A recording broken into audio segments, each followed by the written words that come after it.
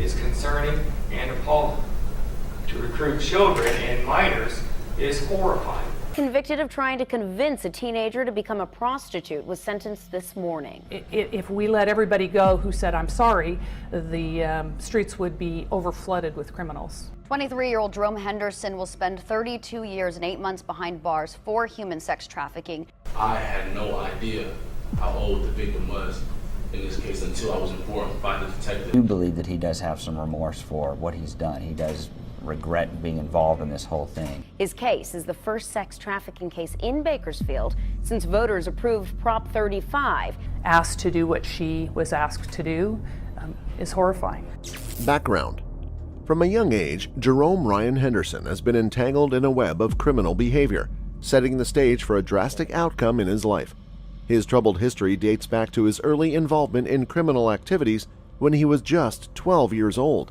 Now, at the age of 23, Henderson faces a significant prison sentence of 32 years and 8 months due to his latest offense, attempting to coerce a Bakersfield teenager into becoming a body worker. Henderson's criminal journey reached a critical point when he was found guilty of human trafficking on August 26. It's the first case of sex trafficking in Kern County since voters approved harsher sentences. Is concerning and appalling. To recruit children and minors is horrifying. I had no idea how old the victim was in this case until I was informed by the detective. This case has drawn significant attention, not only due to the severity of the crime, but also because it marks the first instance of human trafficking prosecution in Kern County, following the approval of Proposition 35. This statewide proposition has heightened penalties for individuals involved in human trafficking activities. Any pay for sex with a minor. So we feel children should not be bought and sold for sex. I am political analyst and Citizen Voice President Gary Dietrich, here to help you make sense now out of Prop 35. The way we define sex trafficking aligns with the federal definition, which this measure would increase penalties, prison sentences actually, for those convicted of human trafficking. Hopefully will prevent a lot of children from being exploited and trafficked. So that's really important. During his court appearance, Henderson expressed remorse for his actions and admitted that he could have made better life choices. However, this expression of regret did not sway the presiding judge, Kern County Superior Court Judge John W. Lua. Judge Lua handed down the upper term sentence, emphasizing the gravity of Henderson's actions and the extent of his criminal history. Henderson's history of offenses includes troubling incidents such as child molestation when he was just 12 years old, a prior strike for first-degree burglary, and repeated violations of probation and parole terms. His defense attorney argued for a lesser sentence, but the judge considered the overall pattern of Henderson's actions and the potential dangers posed by his criminal behavior. This case highlights the pressing issue of human trafficking, shedding light on the disturbing reality that many victims are coerced into such situations. While Henderson's expressions of remorse were acknowledged, the court prioritized the need for justice and deterrence in the face of a deeply entrenched history of criminal behavior. Harsh sentence for human trafficker. During the court proceedings, Henderson expressed remorse for his actions, acknowledging that he had missed opportunities to make better life choices. He admitted that he repeatedly fell into a pattern of criminal behavior despite the chances to change his path. However, Kern County Superior Court Judge John W. Lua remained skeptical of Henderson's remorse, and he delivered a stern sentence, branding Henderson's behavior as appalling. Lua's sentence took into account Henderson's extensive criminal history, marked by a series of offenses, including child molestation at the age of 12, a prior strike for first-degree burglary, and numerous probation and parole violations. The judge asserted that Henderson's criminal record was woefully inadequate. Henderson's case marked the first instance of human trafficking in Kern County following the approval of Proposition 35 by state voters, which significantly elevated penalties for such crimes. The severity of the sentence indicated the court's determination to address human trafficking cases robustly. Carter pointed out the unsettling potential consequences had Henderson succeeded in convincing the teenager to become a body worker. She underscored the prevalence of human trafficking in the lives of many body workers. Convicted of trying to convince a teenager to become a prostitute, was sentenced this morning. I had opportunities to do better. I just kept falling off. His case is the first sex trafficking case in Bakersfield since voters approved Prop 35, and stressed that the gravity of the crime demanded a substantial punishment. While the sincerity of Henderson's remorse remained uncertain, Carter maintained that the imperative was to ensure justice through the imposition of a fitting penalty, unveiling the disturbing depths. Prosecutor Diana Carter played a pivotal role in shedding light on the disturbing aspects of Jerome Ryan Henderson's case. While Henderson's defense attempted to downplay his actions, Carter highlighted the gravity of his repeated attempts to manipulate and exploit a young victim for body work. Carter's arguments in court centered around Henderson's relentless pursuit of his victim, even though his attempts were ultimately unsuccessful.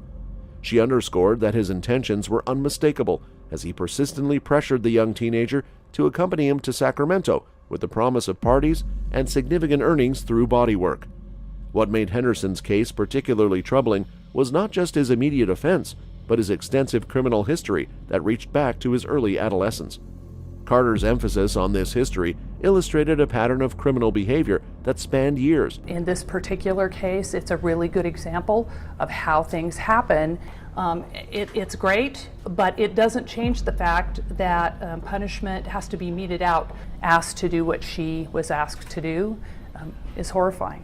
If we let everybody go who said, "I'm sorry," the streets would be overflooded with criminals, indicating a deeply ingrained propensity for unlawful activities. Carter's arguments highlighted the potential danger that Henderson posed to society, especially given his long-standing involvement in criminal activities. By emphasizing Henderson's repeated attempts to coerce the victim, Carter aimed to underline the psychological distress and vulnerability that the victim experienced, even if Henderson's efforts did not ultimately succeed. In the courtroom, Prosecutor Diana Carter's account cast a stark light on the case, portraying Henderson as someone who not only engaged in a criminal act, but demonstrated a consistent pattern of behavior that required accountability. Her argumentation aimed to counter any attempts to downplay the seriousness of the charges and to ensure that the full scope of Henderson's actions and intentions were understood by the court. Landmark prosecution. The Kern County District Attorney's Office marked a significant milestone in prosecuting Jerome Ryan Henderson's case under California's enhanced sentencing scheme, which falls under Proposition 35, a dedicated gender trafficking initiative. This marked the first instance in Kern County where such an enhanced sentencing structure was employed, highlighting the gravity of Henderson's actions and the collective commitment to combating gender trafficking. Jerome Henderson's sinister actions unfolded when he lured a 13-year-old girl to a Bakersfield hotel, offering her $30 as bait. Once at the hotel, he subjected her to coercive and non-consensual physical acts, demonstrating his complete disregard for her well-being and dignity. The situation was compounded when another woman at the hotel reportedly attempted to persuade the vulnerable teenager to work as a body worker for Henderson, highlighting the sinister network of individuals involved in these criminal activities. Disturbed by the situation, the victim reached out to authorities, revealing the traumatic ordeal she had endured. Her brave step led to a swift response from law enforcement, further exposing the depth of Henderson's criminal activities. She also articulated her fears that Henderson intended to transport her to Sacramento. Recruit females to join your sex ring. 23-year-old Jerome Henderson will spend 32 years and 8 months behind bars for human sex trafficking. His 13-year-old victim said he tried to get her to go to Sacramento with him and that he tried to solicit her for prostitution, likely to engage her in the horrifying world of bodywork. Subsequently, law enforcement's investigation expanded beyond the initial incident, ultimately leading to Henderson's apprehension in Sacramento. The court proceedings that followed resulted in his guilty verdict in August, marking a crucial step towards holding him accountable for his heinous actions. This case is emblematic of the significance of California's Proposition 35 and its enhanced sentencing provisions. By choosing to prosecute Henderson under this framework, authorities underlined their commitment to combating gender trafficking. And it was all part of a weeks-long human trafficking investigation. We're proud that we were able to rescue a particular individual. Police tell us that this neighborhood should feel very safe now. And ensuring that individuals like Henderson face severe consequences for their actions. This case's significance also reverberates beyond the courtroom, sending a strong message that that exploitation and misuse of vulnerable individuals will not be tolerated within the community. The collective efforts of the District Attorney's Office, law enforcement, and the victim herself have brought to light the disturbing reality of gender trafficking and the lengths to which criminals like Henderson will go to exploit and manipulate their victims. The successful prosecution of this case showcases the power of collaboration and vigilance in fighting against the dark underbelly of human trafficking and underscores the importance of continued efforts to protect those most vulnerable in society. Sentencing debate. In Jerome Ryan Henderson's case, his defense attorney, Clayton Campbell, sought a more lenient sentence, suggesting a range of 10 to 16 years.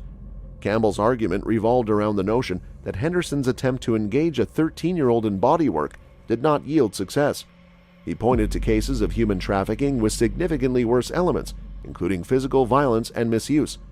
Campbell posed a challenging question to the court: if Henderson's comparatively less severe case did not qualify for a lower term, then what circumstances would warrant such a consideration? Campbell's stance aimed to present Henderson's actions within a broader context. I do believe that he does have some remorse for what he's done. He does regret being involved in this whole thing. Henderson's attorney says they will appeal the case, suggesting that despite his intentions, the outcome was not as harmful as other extreme cases of human trafficking. By drawing attention to instances involving beatings and brandings, Campbell aimed to shift the focus towards the severity spectrum in human trafficking cases. The defense's argument questioned the appropriateness of a harsh sentence for Henderson when contrasting cases exhibited more extreme levels of harm to victims. While Campbell's stance aimed to advocate for a more lenient sentence based on the relative severity of Henderson's actions, the prosecution's emphasis on his extensive criminal record and repeated attempts to manipulate the victim into a dangerous situation suggested a different perspective on the case. The court ultimately sided with the prosecution, highlighting the gravity of Henderson's behavior and imposing a sentence that reflected the serious nature of his attempted crime. That's all for this video, folks. See you next time.